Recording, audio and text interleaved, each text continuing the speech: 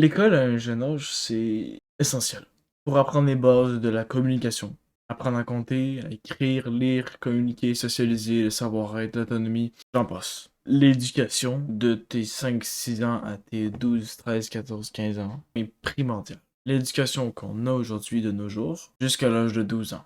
Après, la matière n'est plus utile. On nous enseigne, c'est juste élastifier notre cerveau. On nous apprend à apprendre des choses. On nous apprend à retenir des choses. À faire en sorte que notre cerveau réfléchisse mieux, plus longtemps, plus profondément, plus facilement, plus instinctivement. Mais ce qu'on apprend à partir de 13-14 ans, donc secondaire 2-3, les seules matières qui ont une réelle utilité jusqu'à la fin du secondaire, il y en a peut-être une, deux, trois, ok? Et encore là, le contenu pourrait être très modifié pour s'accorder à tout le monde, pour que tout le monde puisse se sentir bien dans l'apprentissage, dans la manière d'apprendre. Français, éduc, art plastique. Puis dans ces trois matières-là, il n'y a aucun apprentissage de par cœur, aucun apprentissage de compréhension, de logique, de rationalité. C'est juste ce que j'appelle apprendre à vivre. Apprendre à communiquer, le français, apprendre à écrire, soit à savoir parler, à savoir écrire des courriels professionnels, apprendre à savoir communiquer dans la vie, apprendre à recevoir quelqu'un qui me parle, le français, tu vois, apprendre à bouger, apprendre à être dans l'action, éducation physique,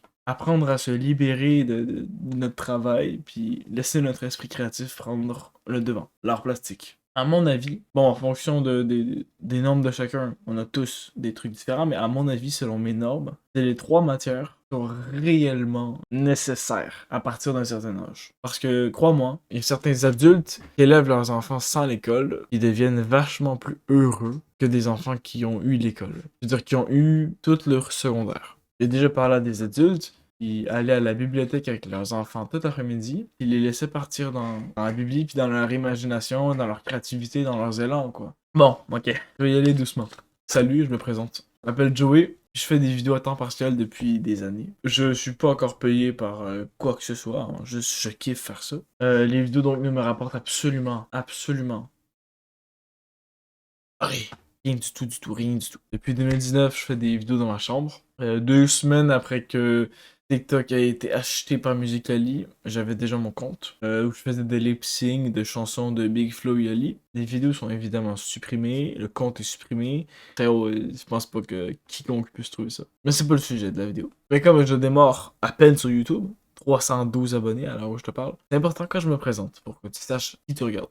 Quand j'ai commencé le cégep, je me sentais pas tellement à ma place. Je pense que la principale raison, c'est que j'en avais ma claque d'être assis pour écouter quelqu'un me parler de quelque chose que je vais oublier soit après la session, après la fin de l'année, soit après la fin du cours, dépendamment de l'intérêt que je porte pour le cours en question. J'ai 21 ans, donc ça fait plus de 10 ans que chaque année, les chaises d'école me servent de trône, me servent surtout une grande partie de ma vie. Puis présentement, pas tant dans mon intérêt de trouver un emploi que je vais garder pendant des années où je suis aux ordres d'un boss X ou Y, où je gagne un montant fixe. J'ai pas j'ai envie d'une vie stable, mais pas d'un job fixe précis. Je veux pas un job où à telle heure je dois être au bureau, puis à telle heure je dois partir. Pour te la faire courte, je vais te la faire en une, deux phrases.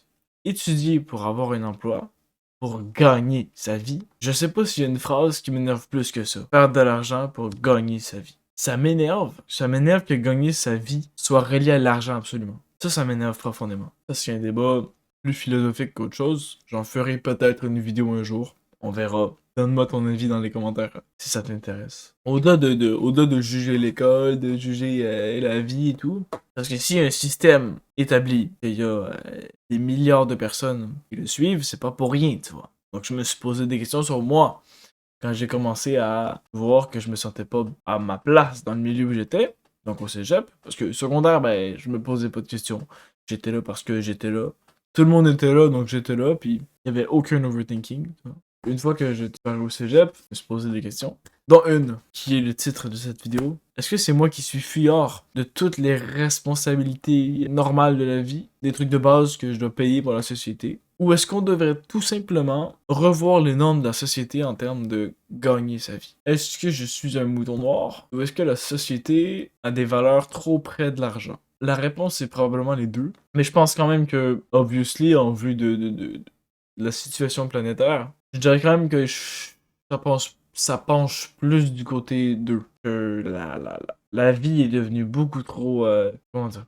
Ça penche beaucoup plus du côté... Il faudrait redéfinir ce que c'est que de gagner sa vie. Je suis conscient que je représente une partie assez mince des moutons noirs d'aujourd'hui. Ok, les gens qui ont pas tant l'ambition de faire de l'argent, puis du moins s'ils ont l'ambition de faire de l'argent, c'est parce que cet argent-là leur apporte le bonheur. Et ce bonheur-là est lié à une liberté infinie. Tout ce qui m'intéresse.